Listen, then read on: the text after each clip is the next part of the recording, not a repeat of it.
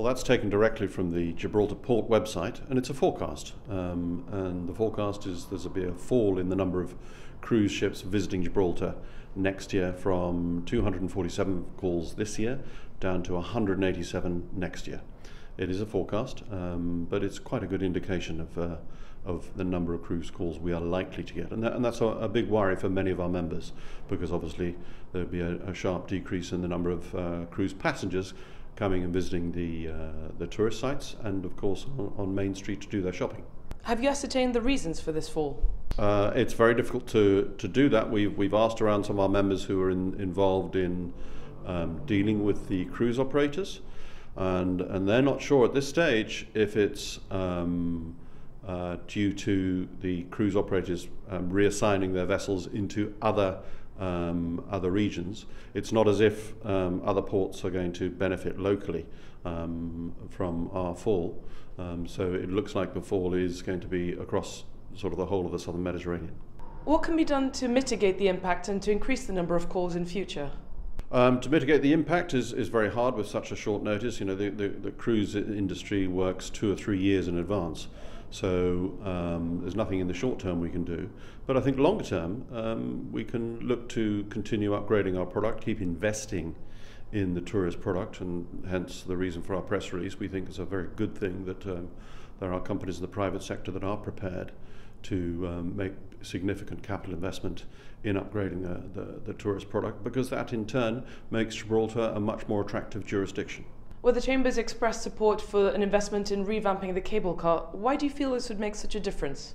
Because it makes Gibraltar a more attractive place to come, and it's no secret that the demand for people to go and visit the Upper Rock is there. And the reason why the applicant for the cable car is looking to increase and expand their operations in the cable car is to fulfill that demand.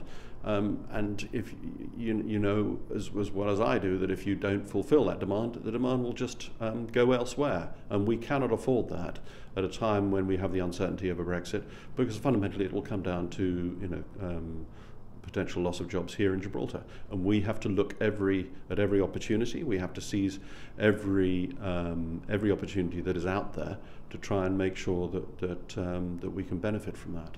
You've criticised the Development and Planning Commission and the Taxi Association, who were the main objectors. Is the Chamber saying that this decision was not taken in Gibraltar's best interests? Well, I think it just delays and creates additional uncertainty. And what we're all struggling to get at the moment against the background of Brexit is to build in some certainty. When you have somebody or a company that's prepared to make a significant capital investment into the tourist product here, it doesn't make sense to postpone that, because it has ramifications perhaps further down the line. You know, the sooner that we can get greater investment, the sooner we can go out and market that and attract more tourists to come to Gibraltar. What wider investment would you want to see? Well, there are a number of things. We've made those clear to Gibraltar in our tourism strategy.